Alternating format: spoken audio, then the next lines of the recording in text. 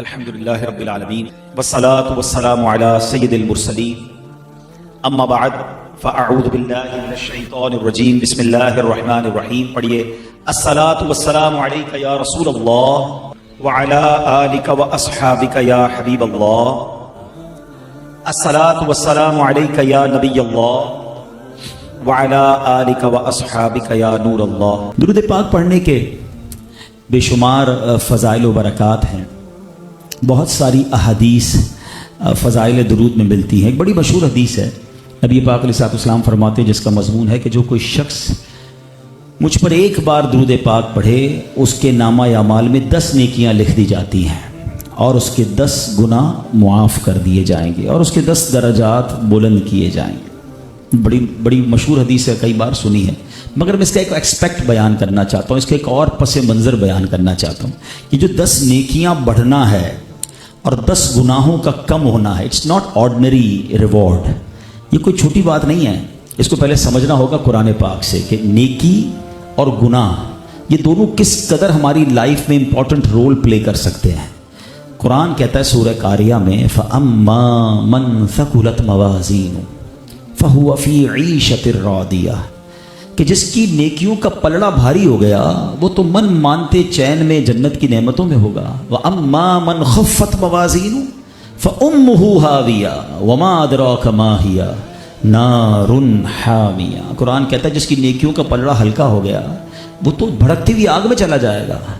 اب اس کی انٹرپریٹیشن احادیث میں ملتی ہے کہ یہ ہوگا کیا، یہ اسکیل لگایا جائے گا، یہ میزان والا واقعہ کیا ہے. تو نبی پاک فرماتے ہیں ایسا بھی ہوگا کہ کسی شخص کی ایک نیکی کم پڑ جائے گی یا کسی کا ایک گناہ زیادہ ہوگا اور وہ مارا مارا پھرے گا، اپنی ماں کے پاس جائے گا، والد کے پاس جائے گا، دوستوں کے پاس جائے گا کہ یا تو نیکی دے دو یا گناہ لے لو. یہ بیلنس شیٹ اچھی کرنی ضروری ہوگی. آج دنیا میں ہم لوگ کہتے ہیں نا کسی کی بیلنس شیٹ آؤٹ ہو جائے کہ یار اس کے لینے کم ہیں اور دینے زیادہ ہیں، یہ تو ڈیفالٹر ہو گیا ہے. But there is a solution in دس دنیا. یہاں تو ابھی بھی سولوشن ہے. کسی کی بیلنس شیٹ آؤٹ ہو جائے تو لون لے کر، دوستوں سے مدد لے کر بندہ بیل آؤٹ ہو جاتا ہے. On the day of judgement there will be nobody to bail out you سوائے رسول پاک علیہ السلام کے، اور کوئی نہیں ہوگا جس کے ذریعے ہم اپنا یہ بیلنس شیٹ کور کر لیں.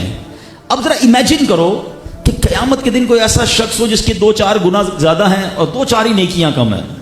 قرآن نے تو فارمولہ دے دیا، اور نیکیوں کا پلڑا بھاری ہوگا تبھی جنت میں جائے گا، ہلکا ہوا تو گیا.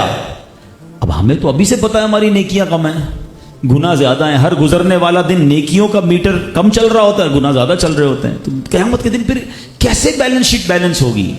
ادھر تو لون لے کر بندہ کہتا ہے چلو یار تھوڑے سالوں بعد کور کر لوں گا، ادھر تو دین اینڈ دیر فیصلہ ہے نا. اب اس کا مطلب کوئی ایسا مجھے عمل چاہیے جو نیکیاں بڑھا دے اور گناہ کم کر دے. پوائنٹ سمجھ رہے ہو کہ گناہوں کا پلڑا ہلکا کرے اور نیکیوں کا پلڑا بھاری کرے. اب دوبارہ حدیث سنو. میرے آقا فرماتے جو ایک بار درود پاک پڑھتا ہے اس کے نامہ اعمال میں 10 نیکیاں لکھی جاتی ہیں، 10 گناہ کم کر دیے جاتے ہیں. اٹ مینز میزان عمل کا جو بیلنس ہے نا، اگر میں درود پاک کو پکڑ لوں اور اس کو کثرت سے پڑھنا شروع کر دوں تو جو غلطیاں ہو گئی ہیں میرے رب کی رحمت سے وہ گناہ کم ہوتے جائیں گے، نیکیوں کا پلڑا بھاری ہوتا چلا جائے گا. تو اللہ کرے کہ یہ بات ہمیں سمجھ آ جائے کہ درود پاک کس قدر کمال کا وظیفہ ہے. تو فضول باتوں سے بچیے اور جتنا ہو سکے کثرت سے درود پاک پڑھیے. ہمارا موبائل فون، ہمارے سوشل میڈیا ایکٹیویٹیز، ہماری دوستوں کی گیدرنگ بہت سارا دن کا ٹائم ہم سے لے جاتی ہے. تھوڑا سا اس سے ٹائم نکالیے تلاوت کے لیے، درود کے لیے، ذکر الہی کے لیے، کلمہ پاک کے لیے. اب ایک چپتا ہوا سوال ہے، اگر میں یہ پوچھوں کہ ہم میں سے کون کون چاہتا ہے کہ مرتے وقت میری زبان پر کلمہ پاک ہو؟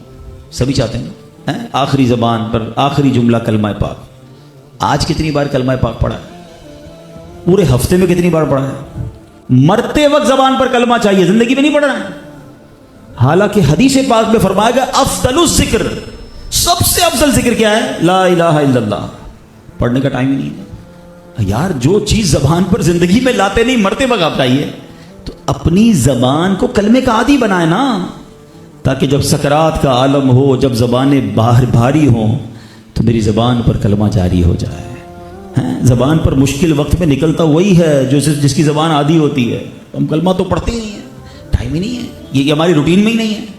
تو कम से कम दिन में एक तस्बीह कलमे की पढ़ें, 2-3 तस्बीह दुरूद पाक की पढ़ लें, अल्लाह सुभान अल्लाह अल्हम्दुलिल्लाह अल्लाहु अकबर, ये वज़ाइफ अपने साथ रखा करो ताकि ये जन्नत के दरख्त लगते रहें। आपको पता है हदीस में आया कि जन्नत के ख़जानों में से ख़जाना है ला हौला वला कुव्वता इल्ला बिल्लाह।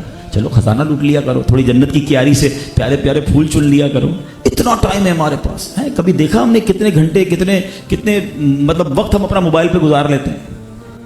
तो ऐसा ना करें, थोड़ा सा इन चीज़ों से बचें और ज़िक्र इलाही में, तिलावत में, अच्छी चीज़ों में अपना वक्त सर्फ करें, मिलकर मोहब्बत के साथ दुरूद पाक पढ़ लें। सल्लु अलल हबीब सल्लल्लाहु तआला अला मुहम्मद सल्लल्लाहु अलैहि वसल्लम।